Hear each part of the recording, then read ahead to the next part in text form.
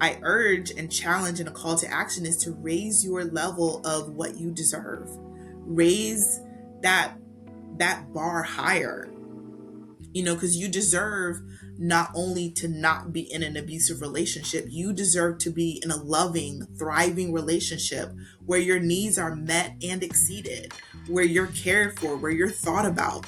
One of the things that women who've been in really traumatic relationships, they get out of that traumatic relationship and then they get into a relationship where there's no longer abuse, but it might just be an okay relationship, but it's not a good relationship for them.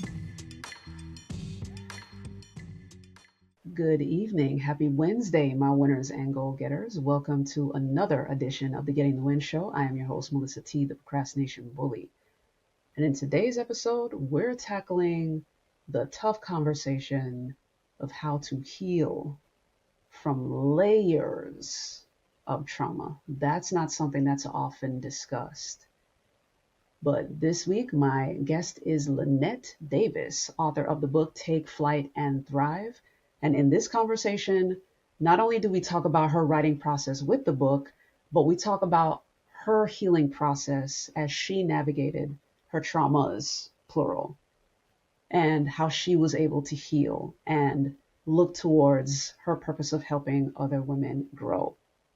Make sure to take notes as always, because man, these guests are phenomenal people and they drop tons of gems. You will not be disappointed with this episode.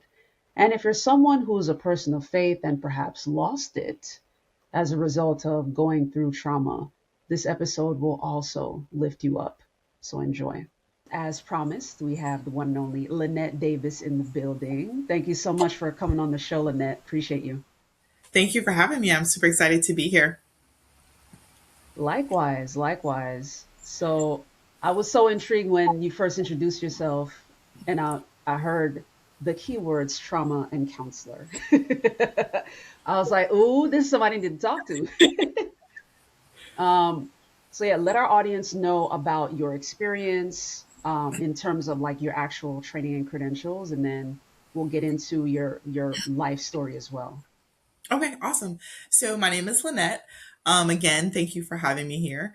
I am a licensed mental health counselor, and I'm also a transformational life coach, helping women overcome trauma, emotional baggage, pain, all the things that keep women stuck in past hurt, and in a space where they're not living freely, or they're not living out of the freedom that God has really orchestrated and truly designed for us to live. So it's always heartbreaking when heartbreaking things keep us stuck past the point where we should be. So that's what I help women overcome, deal with, navigate through that period, because it's more than just a time or a thing that happened. It's something that really can cement our hearts. It can rescript how we view life, how we view God, and how we live. So there's a lot of internal work that needs to take place. It's not just about looks or appearances. It's really about who you are behind closed doors and how you're experiencing yourself behind closed doors after the pain and after what has happened. So I help women navigate that so they can live in freedom and have inner success as well as inner wealth. That's powerful, and there's a lot there. So first, I'm gonna run this definition by you, and by all means, pick it apart, add to it. But it's my understanding that the very definition of trauma is an event that then completely reshapes the way you view everything, the way you view the world, the way you view yourself. Like, is that accurate? Absolutely. So, trauma is a devastating event that takes place a lot of times without our control or without our permission. And it's something that really it changes the context of our foundation. So, Yeah. for example, life could have meant fun, good times, loyalty. And when an experience or an event happens that shakes the very definitions of on the way that we used to live, or on the terms that we thought were real, it changes everything because life becomes unsafe. it becomes the opposite of what we knew it to be, you know? And so dealing with trauma, it changes our level of safety. It changes our level of how we view others. It changes even people who were safe now become unsafe because we're like, all right, like I don't know who to trust or where to put my trust, or it makes us question everything, even ourselves, and then even God. It's like, okay, God, how did you let this happen? So trauma could be anything for anyone.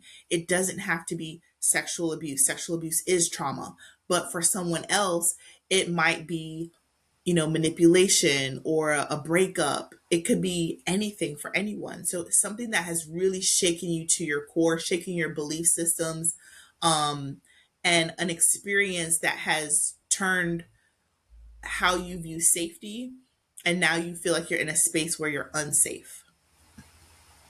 Yeah, that's awesome, and I appreciate you sharing that because grief can be a trauma. You know what I mean? Like the Absolutely. sudden absence of a person that used to be there. Yeah, Absolutely. that's awesome. So I'm gonna bookmark this because I'm gonna come back to it. But I would love to please share with our audience how you made the choice to enter into this realm. Like, what was your life experience heading into this? So for me, this path is really a calling for me. When I was younger, I experienced childhood sexual abuse. And when I finally became brave enough to disclose that abuse, I experienced more abuse. So right at that point where Mm, I was like, I'm going to be brave. I'm going to speak up for myself. And that was also me wanting healing and wanting the abuse to stop. And so overcoming the intimidation, telling about the abuse, and then to have my extended family then turn their backs on me and say, oh, you need to say that you're lying. We need to not involve the police. We need to sweep this under the rug. And the torment and the manipulation and the coercion, all those things just added so much more trauma to a plate that I was trying to, I was clearing out the space for healing, and they added more trauma. So during that time, I realized a couple things. Number one, I never wanted anyone to feel the way that I felt because I felt alone. I felt abandoned. I felt alone. I was rejected by my family. And I didn't get the opportunity to have the voice that I deserved, the, the advocate that I deserved to have. Um, and in the mix of that, or in the midst of all of that, I was reaching out to God, but in the same church that my family was also reaching out to God. So they were mm. praying at the same church for the abuser to be free, and I'm praying for the abuser to go to prison. And so that played a very interesting dynamic mentally and spiritually. However, God gave me a vision. And the vision during that time was that I was on stage sharing my testimony and helping other women heal. And so during the court process and all the drama and trauma, I just held on to the vision that God gave me. And I knew that something was on the other side of this for me. And so, by God's grace, I was able to work at every agency that I went through as a child victim, but as Wow. a healed woman. So, I became the Wow. advocate that I needed. I became the counselor during a time when I wasn't allowed to go to counseling because they didn't want to tell, my family didn't want me to tell the family business. So I became the counselor that I needed. I became the interviewer to help other kids disclose when they were in similar situations as mine. So I got my master's and all the things, but truly, this is a calling on my life. And I know that God has really ordained and orchestrated what was meant to hurt and break me permanently to help me thrive and help other women thrive as well. So powerful. Wow. There's a lot in there. The loudest thing that I want to make sure to highlight for the audience is if you've addressed the trauma before, but you might still feel a bit stuck, what Lynette just shared is trauma can be in layers. So there's Absolutely. that. Like there was the sexual trauma, firstly, but then you experienced abandonment and further abuse from the family members that were protecting the offender. Yep. So there were layers of that that you needed to work through. I love the way God orchestrated like you walking through the whole process, like becoming the person you Yeah. needed. Yeah. That's so beautiful. So this brings me back to the thing I was bookmarking, which is the faith side of things. Talk about how you were able to, for all intents and purposes, reconcile with God, with your frustration. Like, okay, this happened to me. You and I both know this was not supposed to happen to me. Like, why did you let this happen? Or, you know what I mean? Like, what was your prayer and what answers were you getting as well? You know what I mean? In terms of from him through the word, like what was your process there? I would say that I never blamed God for what happened. I blamed the abuser, and I blamed those who co signed the abuse. So I know that a lot of times when people go through things like that, they blame God. But truthfully, the blame lies with the person who did you wrong, and the people that co-signed it. A lot of times we blame the abuser, but we forget to hold accountable the people who co-signed it, or the people who gave it permission, or the people who, softened what it actually is into something it really wasn't. A lot of times when it comes to family, I'll say, oh, but he's a good person, or, oh, but and it's no, he's an abuser. He's a child abuser. And we need to call it for what it is. So it's time to call or blame who's responsible. And so for me, I didn't blame God, but I did seek God for help. I was like, it's a mess down here. I need help. Fact. Because the family that I thought was loving, caring, and mind you, I'm the first granddaughter, sorry. And so I was like the favorite. Wow. And I went from the favorite to the black sheep in 2.5 seconds. And so my world looked very different. And that level of rejection, whew, girl, that level of rejection is tough, especially as a kid. So it was me and God. It was, hey God, how do I speak up for myself? Hey God, whose whose prayers are you going to answer? Theirs or mine? What's right and what's wrong, but intuitively I knew what was right and what was wrong. But I never felt abandoned by God. And I think that that's important, because sometimes we as women project that God is punishing us, or that God allowed this to happen. No, we're here on earth. Things are going to happen, but I promise you this: God will use the fall, God will use the breaking, He'll make you whole, and He'll let you rise again. Through God's grace, I've risen. Through God's grace, I have found wholeness. So if you've ever been in a situation where you blame God, just repent, because that was not His will for you. But because it Right. happened, His will can still come to fruition if you surrender that pain. Absolutely. I'm glad you shared that part at the end.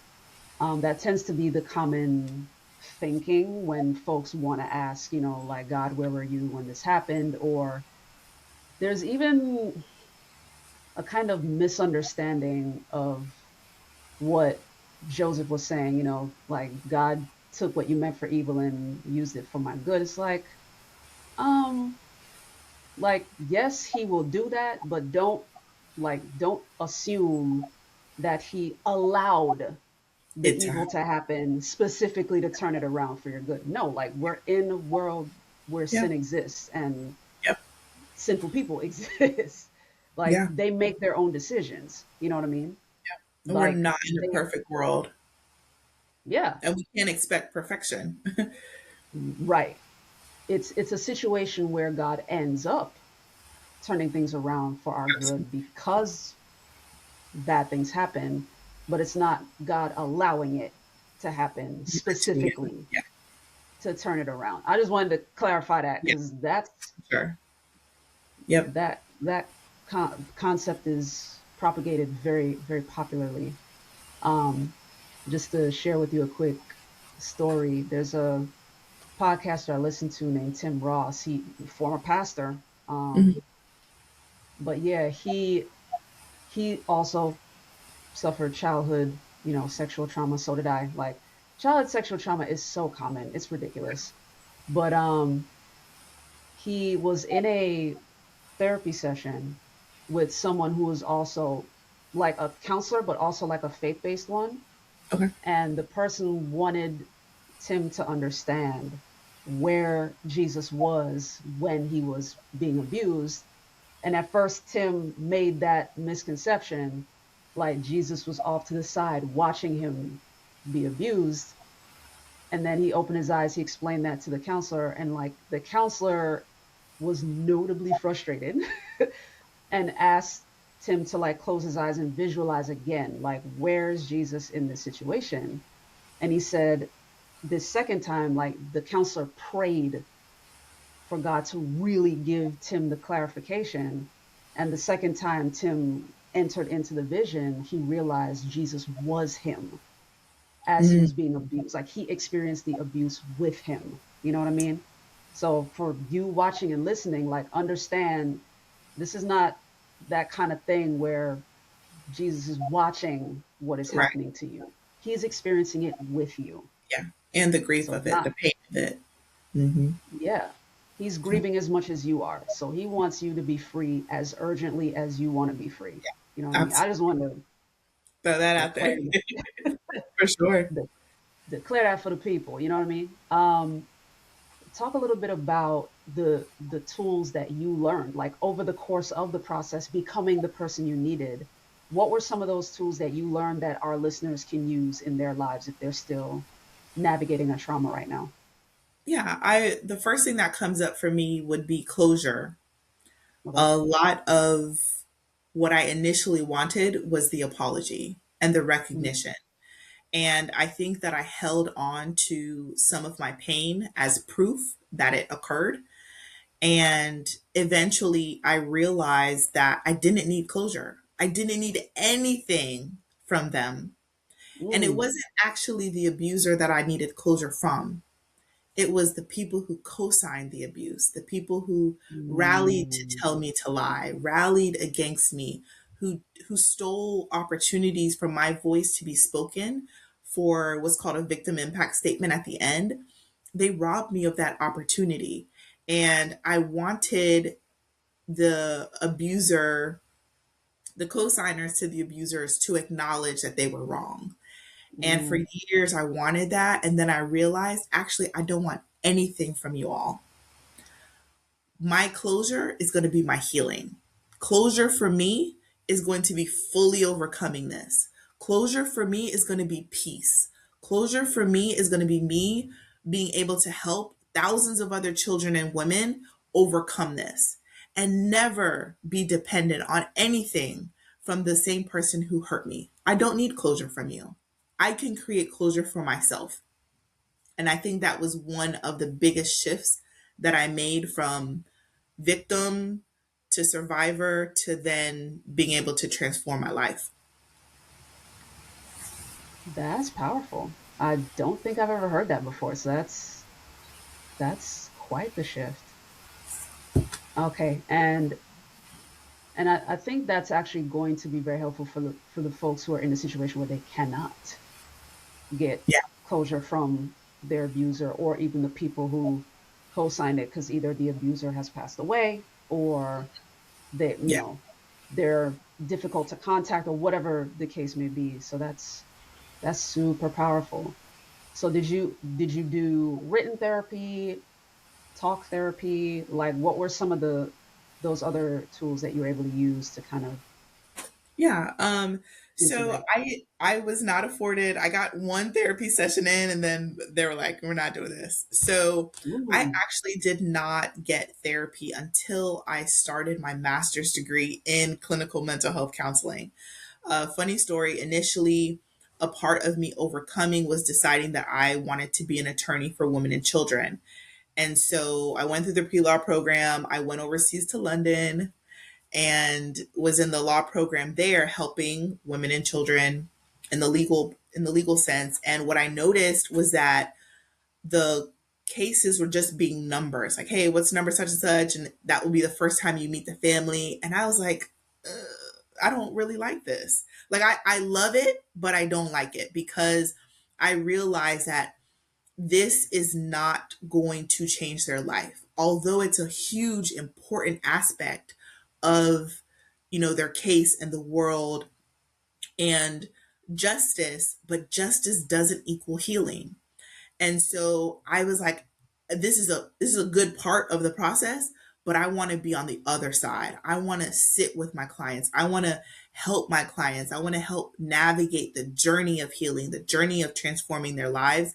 And so that's when I shifted to counseling. At the very end of my pre-law program, I was like, I'm going to do counseling. So jump ship, got into counseling, and then that's when I started to process and really talk and shed some of the weight that I had been holding, again, as proof. And sometimes, or not sometimes, but one of the other shifts that I made was, instead of holding on to that pain as proof, beginning to surrender it.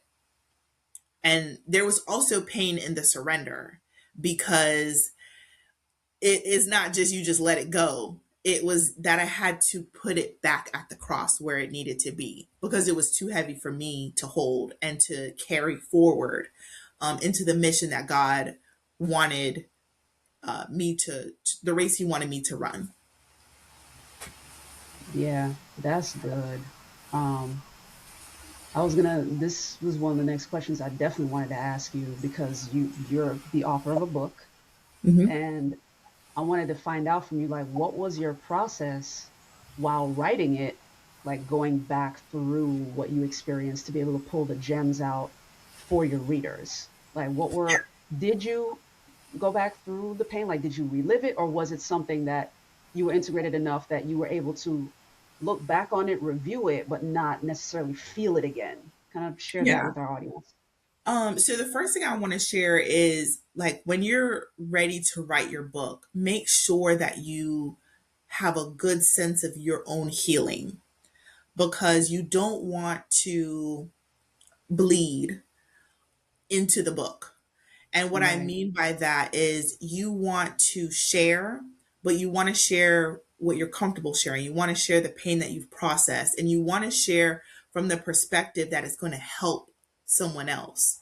Um, and from that perspective, you need to also have a level of healing. I'm not going to say you need to be 100,000% healed, but you should have a good foundation of your own healing, so that when you do share, you're not just taking them there, you're bringing them to the other side, which is healing, peace, transformation. So for me, my story wasn't, when I was writing my book, it wasn't about reliving the trauma. It was really about reclaiming my voice and Mm, sharing hope, the message of hope, the message of resilience, the message of being able to overcome no matter what you've been through. There's something else out there for you. There's more for you than trauma. There's more for you than emotional pain. There's more for you than emotional baggage. There's more for you than the entire betrayal of your family. There's more for you than rejection, because those experiences teach women they're not worthy, that this is all that's that there is for you. But in sharing my testimony, the goal was to help women see beyond their own circumstance by sharing mine. for sure, for sure. And let's dig into some of these consequences too, because we're talking about surviving sexual trauma. That's one.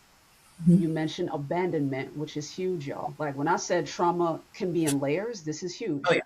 There's the sexual trauma, there's the abandonment, there's the abuse from the folks who want to protect the abuser. So you're dealing with an abuse happening to you and the absence of something, which is the abandonment thing, like not feeling protected.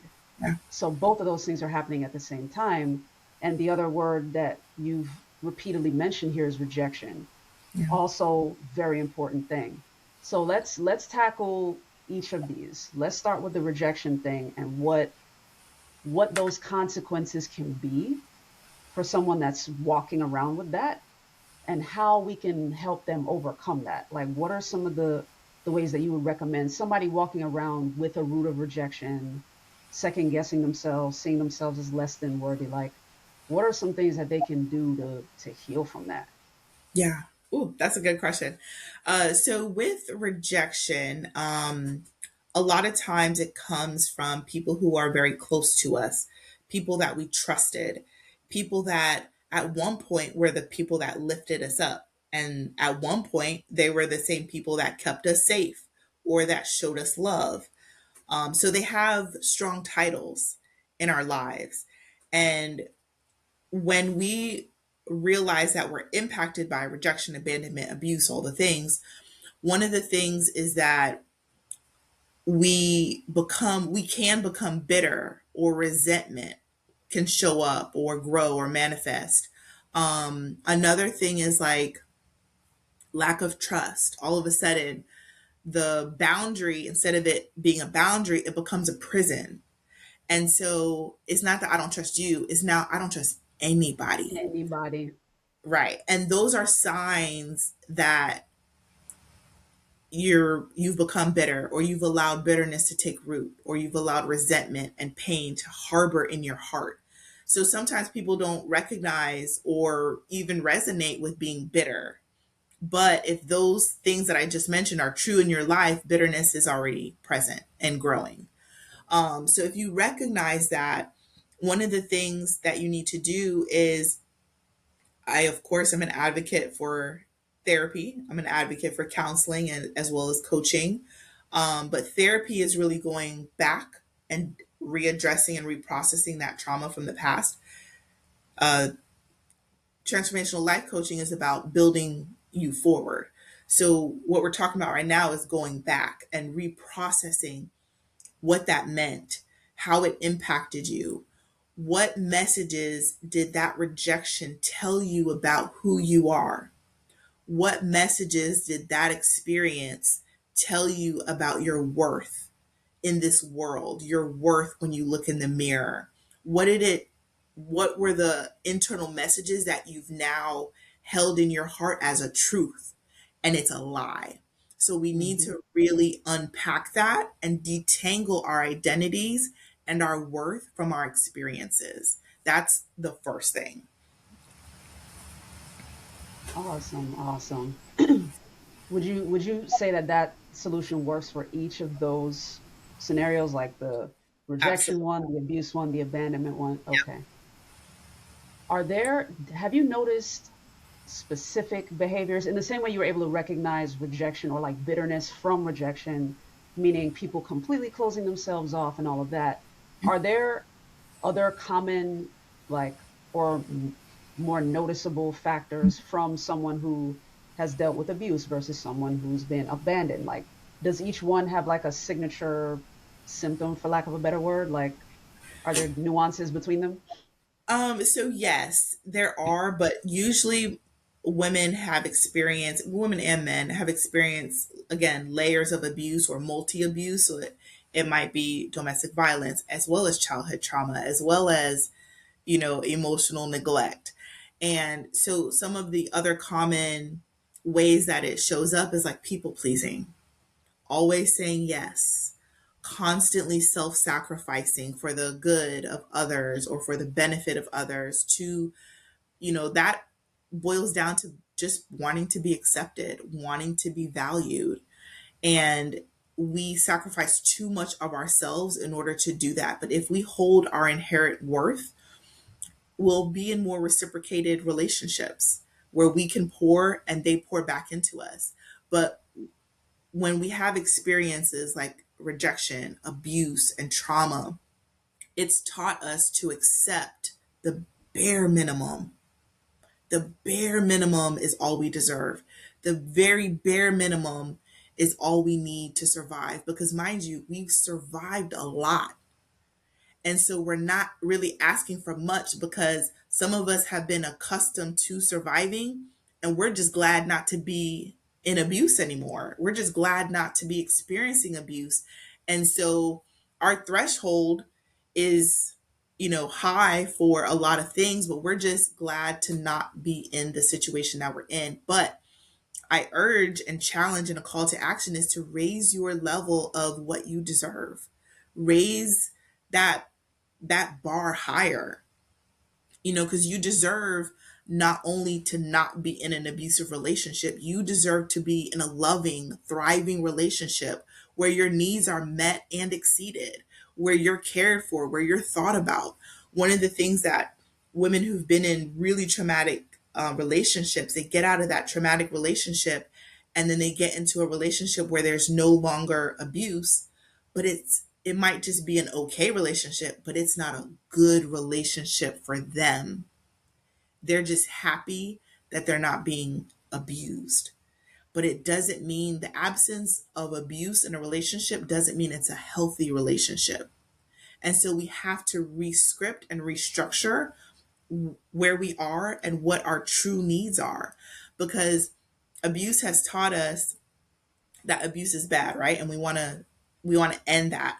But aside from living in that script, we need to now decide who we are, what we're worth, and not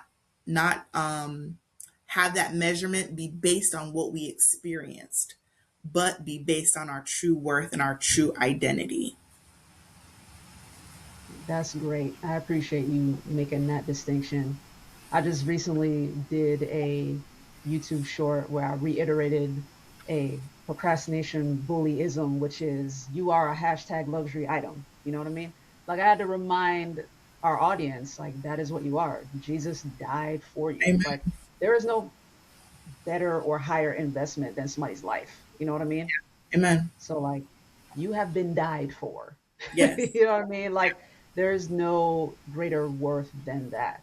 Yeah. Like you are someone who is highly valuable Yeah. and the creator went all in on you. For you, exactly.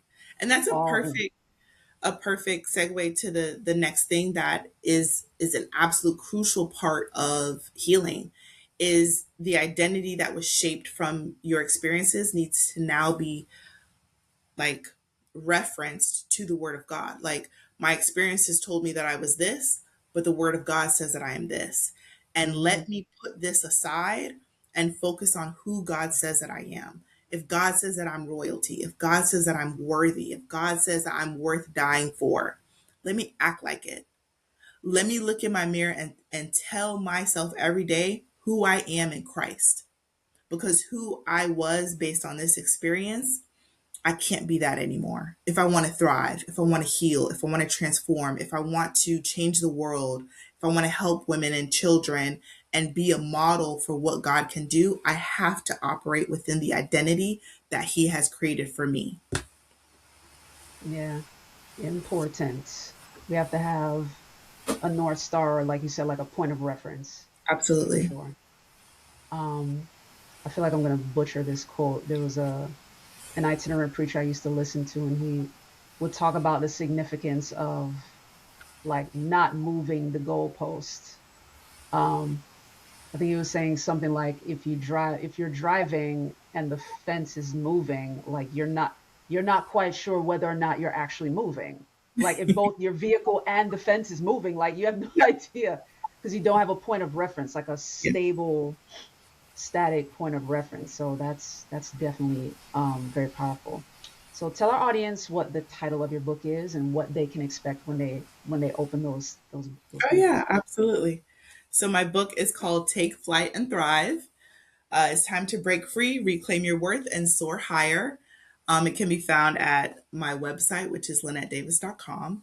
And in this book, there are 4 quadrants: clear the runway, which is talking about releasing emotional baggage; take flight, really building momentum in life, changing your habits; soaring, getting in airplane mode, getting focused, really getting to that next level and not letting anyone hijack your dreams; and then landing on purpose, which is really fulfillment of God's promises in your life.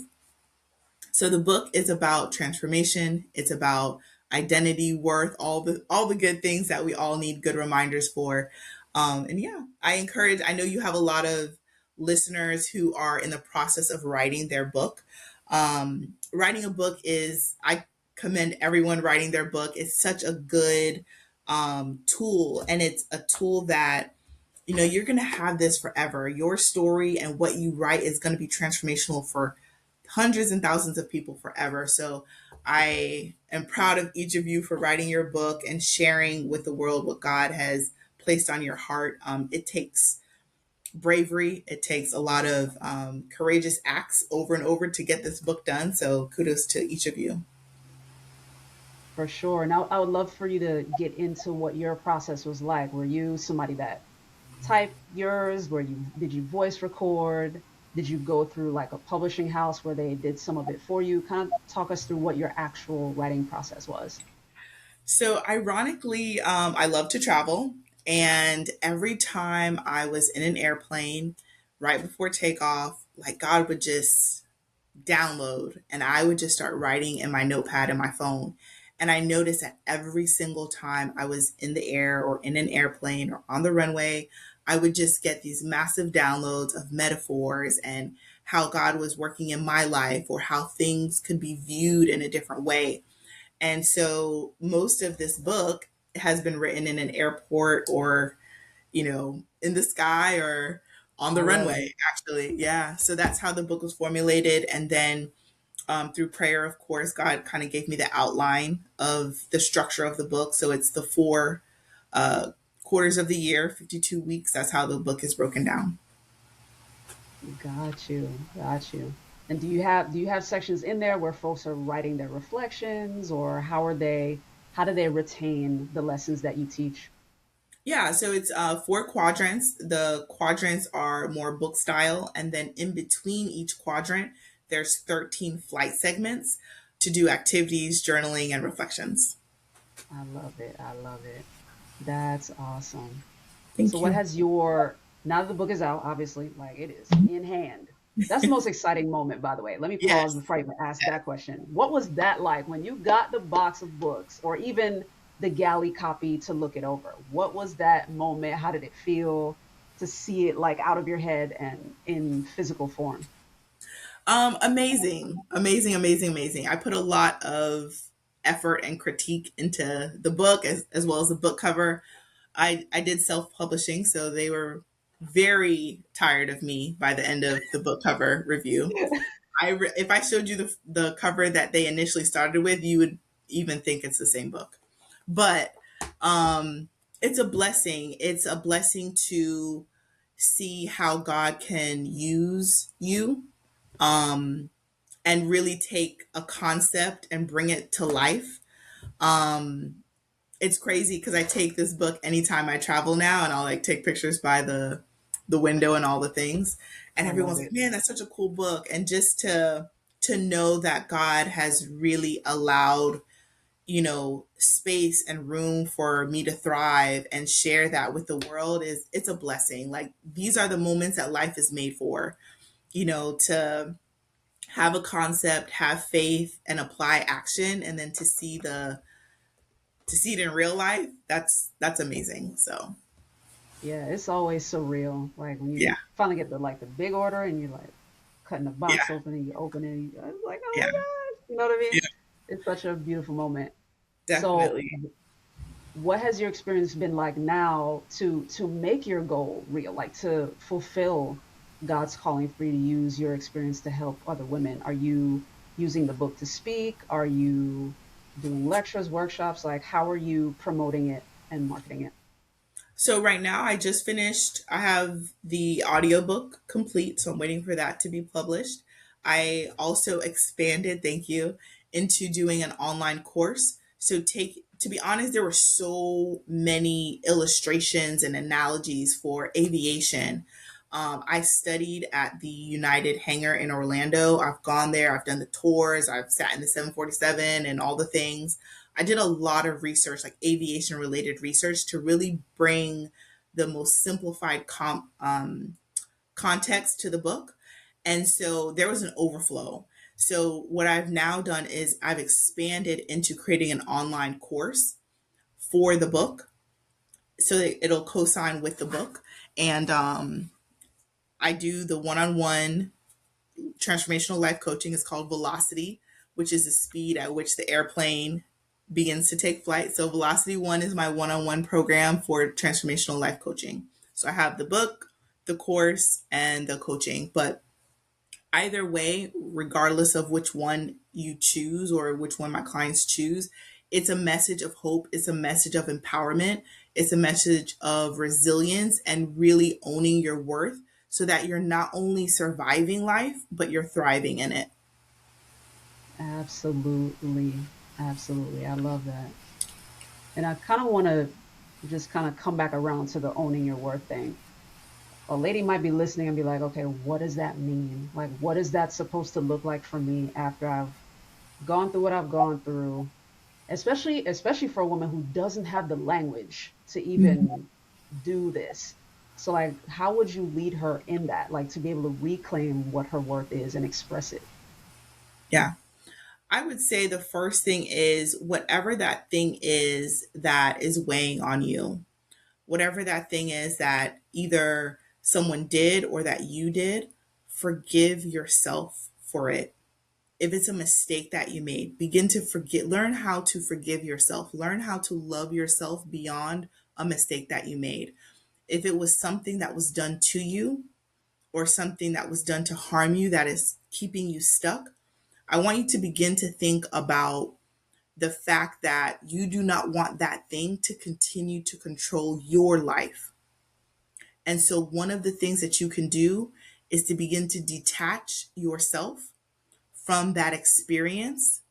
And then, with that detachment, it gives you space to decide who you want to be going forward, how you want to live going forward, how you want to show up for yourself going forward. But sometimes when we hold on to that pain as proof, it's only doing us a disservice in really actualizing what freedom can look like in our lives, what self love can look like in our lives, what self care can look like, what healing can look like, because we're holding on to the proof of pain. But truthfully, we don't have to anymore. Your voice is enough. You don't have to show evidence of your scars to be believed by the right people. There are healthy people who will love you, who will support you, but you got to detach yourself from all the baggage and all the pain first. Yeah, you just triggered a important memory there when you're saying there are people who believe you. One of the things I stress on this show very often is Mm-hmm. for anybody listening or watching to have a who, as I phrase it. Like have a who, have a person, at least one, that is a safe space for Yep. them because it's important to have someone to release to. Yes, there's God, of course, Yep. but He also put us down here for relationship. Yep. So it's important to have a who. The memory you triggered there was a online meme started on TikTok by a man. I got to specify that. It started on TikTok by a man and was asking. He was just asking just to engage the conversation, but he was asking women, would they, if they were stranded in a forest, would they rather encounter a random bear or a random man? Wow. And overwhelmingly, the answer was they would rather encounter a bear, a random bear, over a Wow. random man. So then the conversation like quickly shifted to why is that? Like, why would you choose a bear who could potentially be a physical Maul you. predator Yep. Yep. over a random man? And obviously, it's the Mm-hmm. internet, right? Like Here we you gonna get go. all the characters, all the spicy answers, whatever. Yeah. So there was the hot take from like the red pill guys and the frustrated dudes like, what do you mean, you would choose a bear, blah, blah, blah, blah, blah. In the face of that, there was one response that was the most striking to the point that you just made. The young lady typed in reply, she said, at least if I'm attacked by a bear, people would believe me. Mm. That was the collective response. Everybody Yep. was like, oh, because she's not wrong. You Yeah. know what I mean? So That's to so your deep. point, Yeah. yeah, to your point, it's important to have a who, at least one who in your corner who will believe you Yeah. when you say, I have been hurt, I have been wronged. Yep. And I think that's in your case, Lynette, I'm so relieved and glad that you were able to heal from yours because you didn't Thank you. have that Yeah. at the time. Yep. Like folks were asking you to either lie about it or not talk about it, which is not safe. Yep. So, And like, there are truthfully, that, things. Mhm. thank you. I also wanted to add really quick is that, you know, some of what I didn't share was that the word family, it it went from meaning everything to me to meaning nothing. It was that word was literally like an F word. It Yeah, became a cuss word yeah, because of what had transpired. And so I it took me a couple years to really work through that. And I even looked at like the definition of family and what it really means, because I was like, I thought this was it, but this is not. I don't want nothing to do with this. And so even growing up, I'm like, I want family. I want what I thought was family. And so I had to redefine that word. That was a very traumatic word for me. And until I detached from the circumstance, from the word, and reclaimed that word, I was able to then welcome trusting people, safe people, people that I could call my family. It wasn't blood related, but they were family because I had redefined and reclaimed the value of that word. And so a lot of times, even in my current life, I have my mastermind family. I have family that's extended to me by God's grace, and they love me and I love them. They show up for me without fail. They check on me, they know me.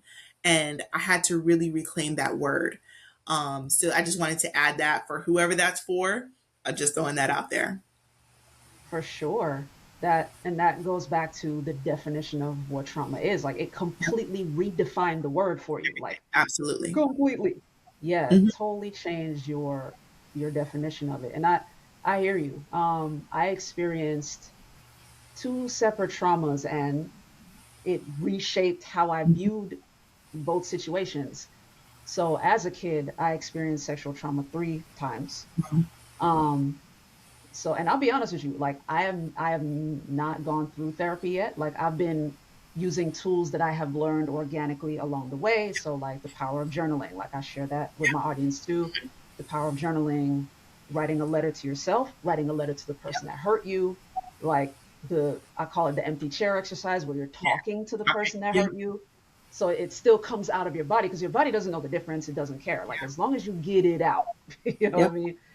So, things like that, talking to yourself in the mirror, because Hmm. hearing yourself with your outside voice makes it, your outer ear makes a Totally huge different difference. experience. Absolutely. Good for Yeah. you. Hmm. Yeah. So, like, learning those things organically, I've used them. But I'll be honest with you, like, because of that, there is a certain, what's the word I want to say? There is a certain guardedness that I have with regards to interactions with men. Like, I'm very cautious with that, particularly older men, because I don't know, men Yeah. in their 50s and 60s and 70s tend to gravitate to me. So I have Gotcha. to be very careful. But fortunately, thanks to our, mastermind family, like, I was able to develop the language necessary to express boundaries. You know what I mean? So that's the trauma that I've dealt with that particular one. When I was 9 years old, I ended up experiencing more of a social trauma where I'd gotten beat up by a boy that I thought was a friend. And then, like, the kids in our social circle at school, we all lived in the same apartment complex, and they just like stood around us in a circle while Yeah. he beat up on me. And I Wow. felt like I was super betrayed after that. And the majority of the people watching me were girls. So let me tell you what the trauma was in that moment, Lynette. I told myself in my 9-year old brain, all girls are evil. Mm, It took and that made like sense. it took like 27 years for me to heal from that, because that technically is false. Yeah. It's not that all girls are evil. We were all kids. Yeah. Plus, like, with the social construct, one of our, needs in Maslow's hierarchy is the need to belong. Yeah. They weren't going to speak up for me. Like, The boy that Yeah. was beating me up was the one that had the advantage. They were going to speak on the behalf of the person that had the advantage. I can say this now as an adult, right? Right. Right. Like 9-year-old me had no idea. Yeah. You felt invisible Yeah, in that moment, unseen, exactly. unprotected, unvalued. Yeah. So, yeah, like that redefined the way I saw fellow girls or Yeah. women. Yep. And the dangerous thing about the human mind is that it always wants to be right. Yeah. That's a So it fact. will always pull examples that prove your thesis. Yep. So any news story where the woman did something messed up, I would always be like, see, you know what I mean? Mhm. That's the dangerous thing when you don't heal. Like Yep. you'll reconfirm your trauma, Yeah. whether you want to or not, if you don't address it. Yeah. Powerful. So thank you so much. Yeah. You're welcome. Thank you for this conversation. Let our audience know one more time where they can find the book and if you want them to follow you on social media or how they can support you. Yeah, definitely. So before we wrap up, I do want to share a couple things for your writers and for those who are joining your program. I definitely encourage you to join your writing program. You have an amazing, amazing program and retreat and weekend experience for upcoming authors. Again, like if God has placed writing a book on your heart, like you're in the right place, you have some upcoming events, and don't be afraid to write your book. I know that those who have experienced trauma, pain can come up, but just remember that you're not going back to that moment. You're writing from a different place. You're revisiting that moment for the purpose of helping someone else. You're revisiting that from a place of purpose, not a place of pain. So if pain comes up, just remember to continue to surrender it. It might just be some residue of pain, but it's okay. You are not going back to that moment. And that's something that you'll guide them through as curate their book and the dynamics of their book. But there's so much purpose in writing the book. You'll be blessed from what you write as well as others. So that's my experience. I know that's the experience that you've created for so many other authors. So kudos to you for being such a pilot in guiding other women, on their book journey and beyond. And yeah, other than that, my website is www.linettedavis.com, Linnette Davis.com. And my book is Take Flight and Thrive. It's also available on Amazon, and it'll be available in audio format soon. Yay. Please keep us posted on the audiobook. Like we are super excited about that. Thank So you. This yeah. has been such a blessing. I appreciate you sharing your platform with me, and it's been an honor and a blessing. And kudos to you for your healing transformation and guiding other women to do the same. Very uplifting episode, right? By all means, drop your questions, your ahas in the comments below. If you're watching this on YouTube, put it in the comments below. If you're listening, by all means, make sure you subscribe/follow me over there on Spotify. Of course, the Getting the Win show over there. If you're watching this on YouTube, subscribe there at Getting the Win. You can follow me on Instagram, Pinterest, and Threads at Getting the Win, at Getting the Win Show, at Getting the Win Show. On TikTok, you can find me at Melissa T. Writes. And on LinkedIn, you can find me at Melissa Thomas, 2 L's and 2 S's. Same thing with the Melissa T. Writes, 2 L's and 2 S's.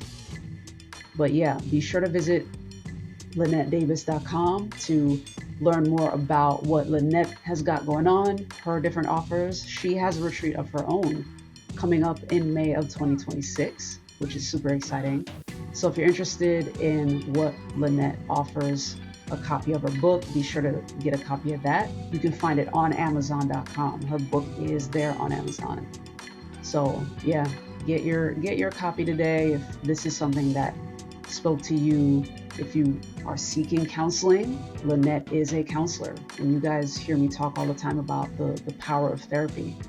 So I've been fortunate enough to have several therapists on the show now, and Linette is one of them. So if she's someone you wish to seek counseling services from, by all means, hit her up, LinetteDavis.com. That's Linette with two T's, Linette, Davis. Obviously, everything is below if you're watching this on YouTube, and everything is in the show notes below the content, all right? But in the meantime, in between time, have a great and productive rest of your Wednesday and a great and productive rest of your week. Peace.